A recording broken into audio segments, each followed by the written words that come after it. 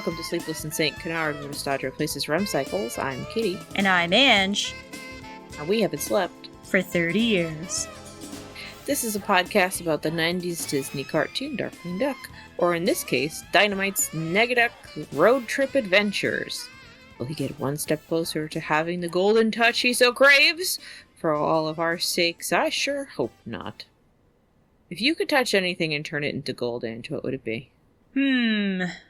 What happens if you touch gold? Would it turn into even more gold? Would it just stay the same? God. Would it become pure gold? Gold on gold, and then what if you just kept touching it over and over again? It would be like a Klondike bar of gold. With a hard gold casing with a creamy gold center. Maybe my toilet, as long as it doesn't turn the water to gold. Oh, you keep it functioning. Yeah, it has to be functioning still. Okay. I don't know. I guess it would, if I really wanted to turn something to gold, it has to be practical enough that I can transfer it so that I can sell it.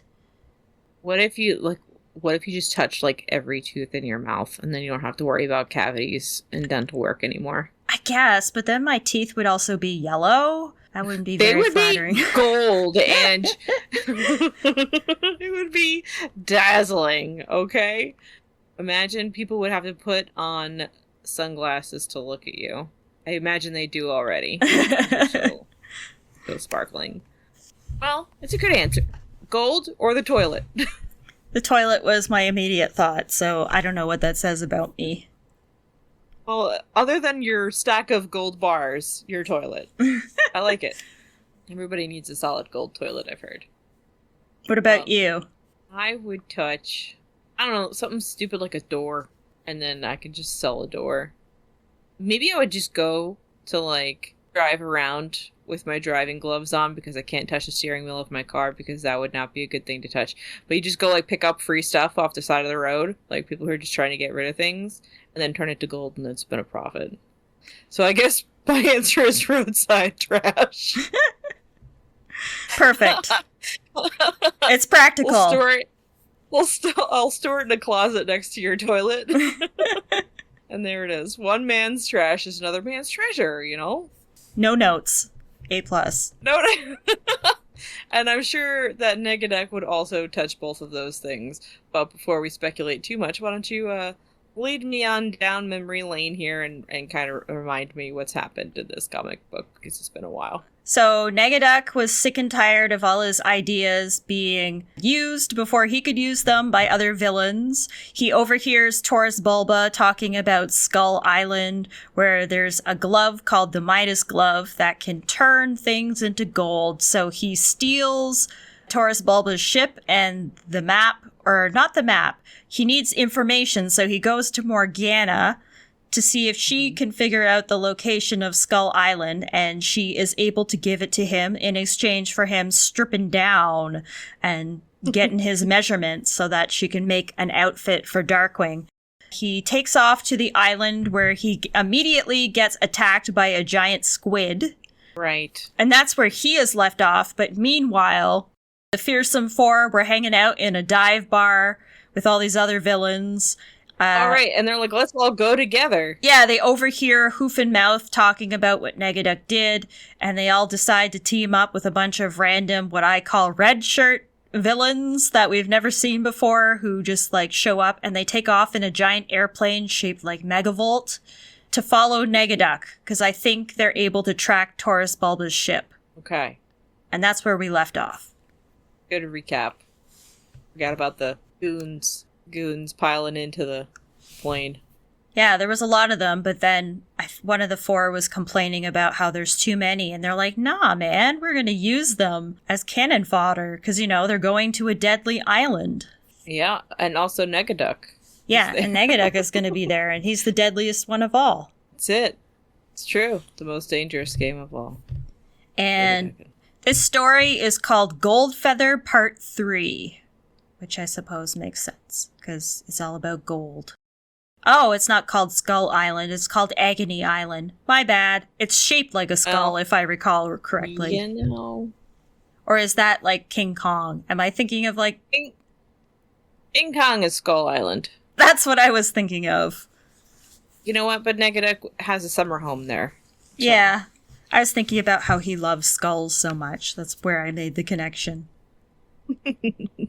So a giant tentacle squid monster has grabbed the Taurus Bulba ship, which Negaduck is in, and we see previously on Negaduck, our proud anti-hero slash villain slash enigmatic bad guy learned the location of Agony Island, where King Midas's vault hides the gauntlet of gold. And this is how far he got, which is, like, to the front of the island.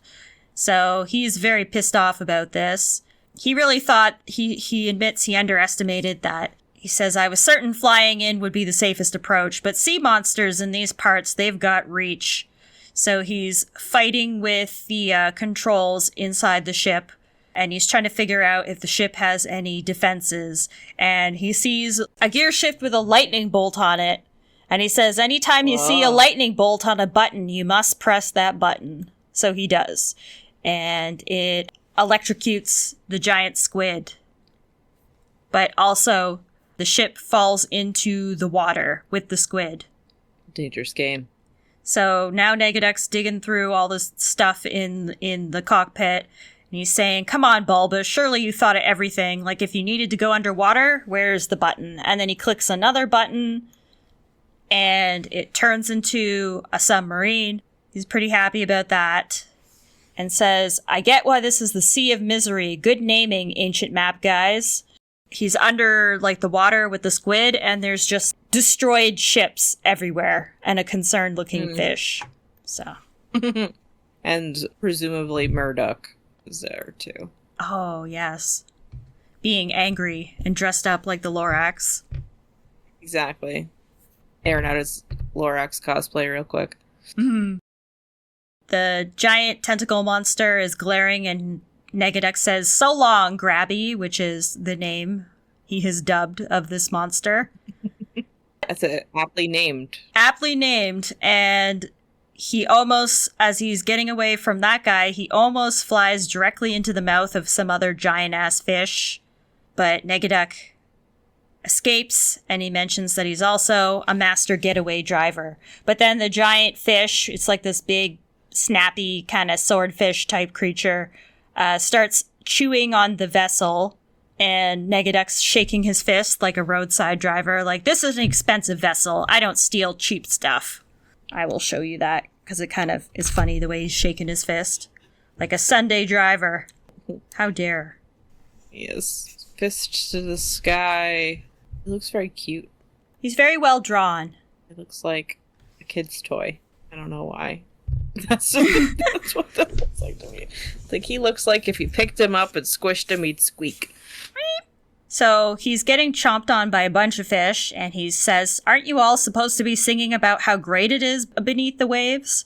A Little Mermaid reference. Ha ha ha. Oh.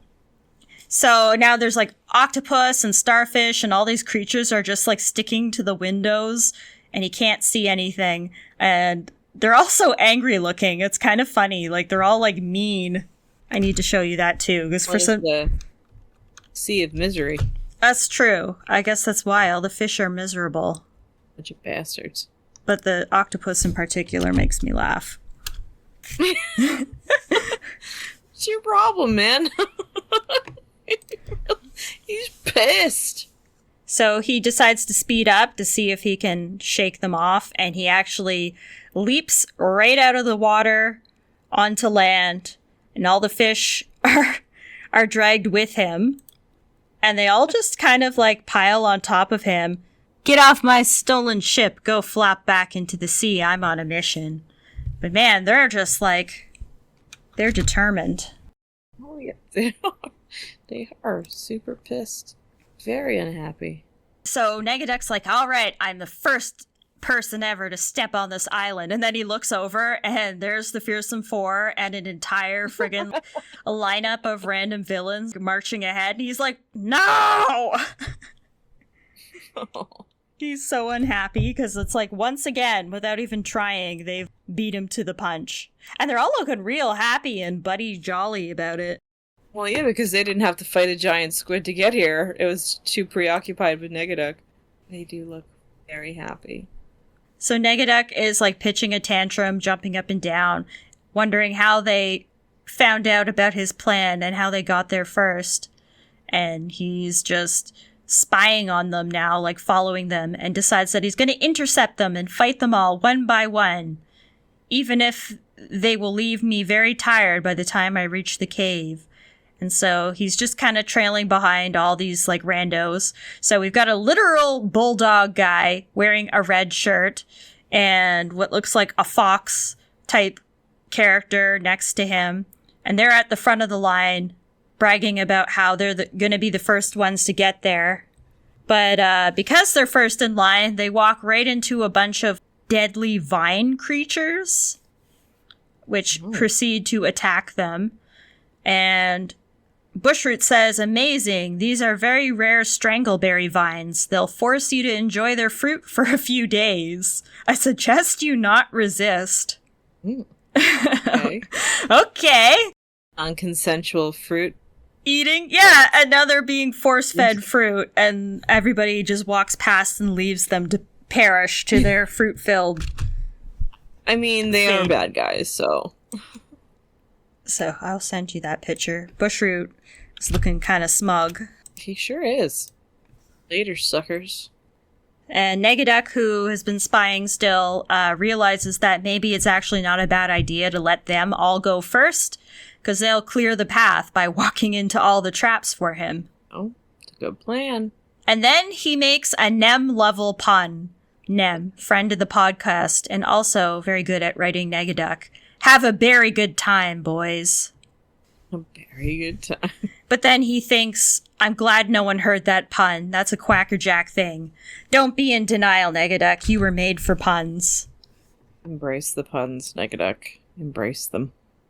And then he hears someone screaming, and he says, sounds even worse than being force-fed. And we see a giant plant is now eating some of the other rando villains. Okay.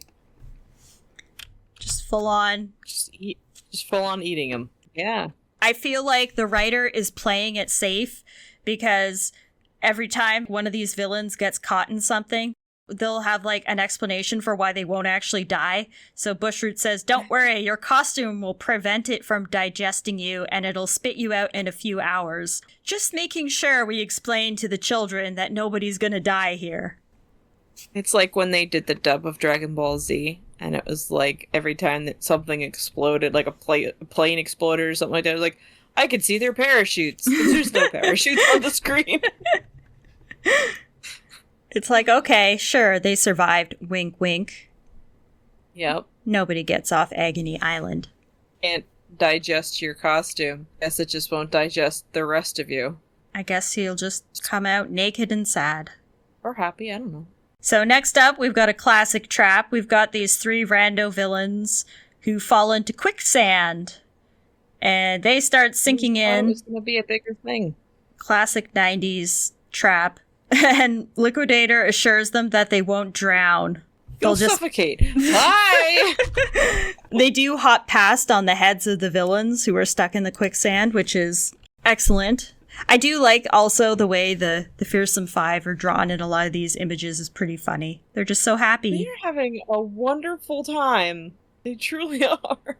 Megavolt looks so happy to be jumping on these people's heads. And then, of course, Negaduck is behind them. So one of the villains is yelling, say, you jerks let us keep going in front so we'd run into traps first. And Negaduck is jumping over their heads now and says, they sure did. I guess they picked up a few tricks from their old boss. And then we get Negaduck, who's got a really snatched waist again.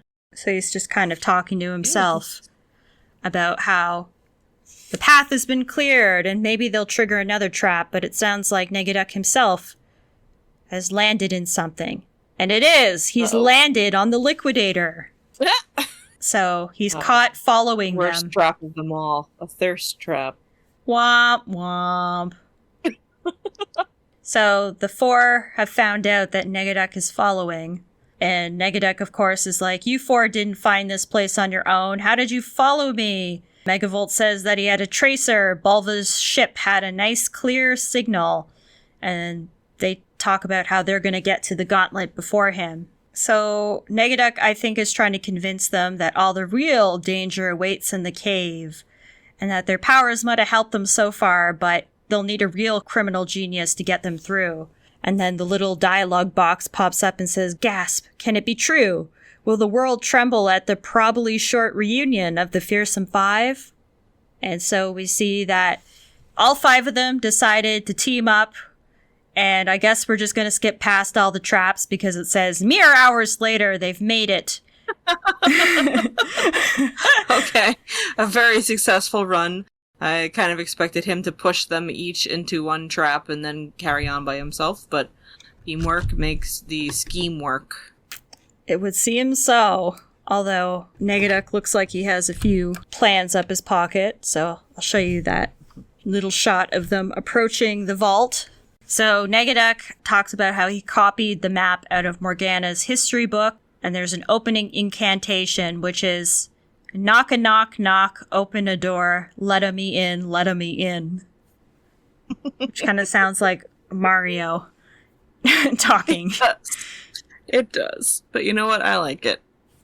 The doors open, and they end up in some kind of a cave where they run into a giant, looks like a giant lamp of some sort. Or like a torch, and Negaduck asks if anyone has matches, and of course Megavolt's like, "I can do that," and he zaps it. So they're like in a giant vault of some sort, and there's like humanoid statues, which I find mildly disturbing. Like, was this an ancient time before when humans walked the earth? Oh my gosh, this is a Planet of the Apes situation? Maybe. This is our future?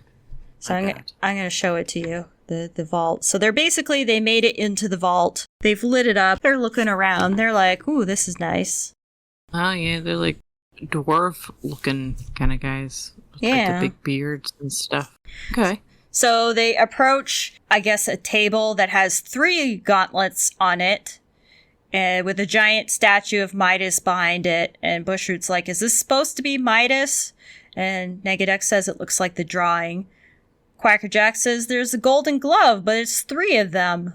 And they all start rushing over, grab a glove, because, of course, they're children, and, gotta push and fight. And Negaduck's kind of like just standing back, letting them, because he knows that if there's 3 gloves, I mean, it's probably a trap of some sort. Yeah. Quackerjack puts on a glove and mentions that it's a left-handed glove for some reason. He's like, "Oh, I guess he was left-handed." Bushroot asks Negaduck if he's going to get angry and menace them. And Negaduck's like, "Nope, knock yourselves out." The most peaceful he's ever felt in his entire life. He is one laid back dude. Oh, and they're just like regular gloves. They're not like blinged out or anything. Yeah. Okay. So Quackerjack decides to test out the glove, so he touches a shield. He's confused because it doesn't look like gold, and he's like, did it look different back in the olden days? And then the shield drops and lands on his foot, and it turns out that it turns things to stone, whatever glove he has. So Megavolt has a glove, and he says, "Ha! You got a glove that turns things to stone. This is clearly the real one." And then he touches, I don't know what you call it, like a chariot, I guess. Okay. He says, "Oh, it looks like it turned it into diamonds." And Negaduck, still completely unimpressed, says, "Wishful thinking, Volt. You've got yourself a chariot made of glass." And once again, I must post the expression of Negaduck, who's just like, "You fucking idiots." Quackerjack getting his foot squooshed. Crunched, actually. Yeah. So Liquidator has a glove. I just think it's funny that Liquidator, of all characters, is just putting on a glove. Yeah. You know? He says, "Third time's a charm. Let's go for the gold." So he touches a dragon statue, and it appears to turn into chocolate, which Megavolt is all about, and he tries to eat a piece. But it turns out, oh no, it's chocolate, but without any sugar. The worst kind. Baker's chocolate. Oh, man. R.I.P. And Negaduck says, "Bitter victory." Because of course he does. And he says, "If you're all ready to stop acting like children, there was a final instruction in the magic history book. Light Midas's brazier to hear the wisdom of the king." So Negaduck has this torch that Megavolt lit for him earlier, and he uses it to light a giant chalice, and it lights up, and we see the statue of Midas. Flames come out of his eyes, and he says, "You have entered the hidden vault of King Midas. If you made it past the cursed jungle, you were exceptional, or it was a bad year for the plants. Either way, I would hope you would want to see my paintings, which are displayed on the walls. My instructor said they show real promise, and they look like they were drawn by a child." And Negaduck's just like, okay. So he continues, "You surely seek my legendary gauntlet. First, hear my warning. First, I'm going to show you his beautiful paintings." I am so excited right now. Oh my god. Oh my god, it's just like a little house with the clouds. It's magnificent. I love it. Great. So Midas continues with his warning, a story of woe. "The legend brought many greedy forces to attack my kingdom. I tried to destroy it, but that is impossible, so I had it brought to this very dangerous island and used every magic to keep it sealed away from the world. If it goes unused for long enough, it may finally cease to work." And then we see the glove itself, the true glove, because it looks like an actual glove made of gold, pops up. And Midas continues, "Still, you have earned the right to choose. I hope you learn from my mistakes and walk away." And we both know that that's not going to happen, because this is Negaduck. That's exactly what's going to happen. Negaduck is like, you know what? Fine. Let's go, boys. Let's blow this popsicle stand. So we see a shot of Negaduck in the reflection of the glove, trying to look menacing, but it looks funny. Because he's reflected in the glove, yes. And Bushroot says, "I don't know, boss. The scary statues seemed to think it was a bad idea to bring this back out again." And of course, Negaduck's like, "Stupid magic statues always saying dumb stuff. I'm not some wannabe painter king. I'm Negaduck. Whatever mistakes he made, I'll be ready for. I'll wield this incredible power like a boss. With great power comes great stuff." And he puts the glove on dramatically and says, "Get ready to see the richest duck in the world now that I have the golden touch. What are you all acting like that for? This is a really good development." And like, the gang is looking at us. Uh-oh, we've messed up. And then it says, "Next, Gold Feather's Curse." And that is the end of this issue. Ooh, okay. Puts the glove on and immediately smacks each one of them in the face. And then he's got 4 gold statues to sell. You might be on the right track, possibly. And that is Negaduck. Crazy greedy eyes going on. I like the pacing of that one, too. Yeah, the pacing was pretty good. I think there's only one. So in this arc, there's one more issue, which is issue 4, and then it starts into a new story for 5 and 6. Okay, nice. Very good. I really like this. Like, it all looks nice. It's fun. I'm glad that the 5 got back together, if just for a little bit. Yeah. It was nice that the 4 were somewhat competent and being like, yeah, we'll just use these guys as bait, doing, asking themselves, what would Negaduck do? Yeah, good times overall. Yeah, that's why for the Kickstarter, I pledged for the hardcover which has like the Negaduck issues, because I really love the art and I wanted to have it all collected in one place. Perfect. Now you're good. Now you got it. All right, well, Negaduck can't possibly abuse his power. I'm sure it's going to work out very well for everyone involved. Mm-hmm. Curses never hurt anyone. As we just learned from Hot Spells. You damn right. Okay. So there we go. Any closing thoughts on Negaduck and his adventure here? I like where the story is going. I feel like it's paced pretty well and the art is fabulous. The dialogue is like always a little bit off to me. Like, it doesn't sound quite like Negaduck, but otherwise I would say like it's pretty solid. Nice. Yeah, it's pretty good.